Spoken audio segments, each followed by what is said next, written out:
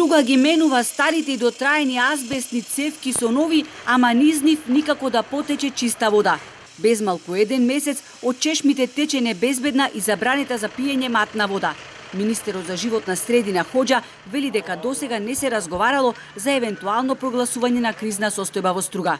Инспекторите од Државниот инспекторат за животна средина биле на терен и истовремено е констатирано дека изворот во случајот јавното претпријатие Водовод и канализација нема соодветна дозвола за користење. Се дадени насоките и барањето од страна на општината е поднесено и ќе се следат сите законски патишта за да стигнеме до целта.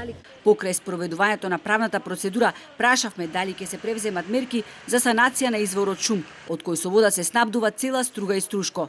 Дали општината има капацитет сама да се справи со уредување на водоснабдителниот систем кој е руиниран, запоставен и недомакински управуван повеќе од деценија. Значи не се работи за финанси, се работи за санирање, односно за анализи од кај доаѓа загадувањето. Значи за сега не ни треба средства за ова работа. Нормално дека ако е потребно, ако се овие 3 дена реков се чиста вода, ако продолжува вака, мора да земеме мерки. Тие мерки ќе ги бараме и од владата и од министерот и да се реализираат.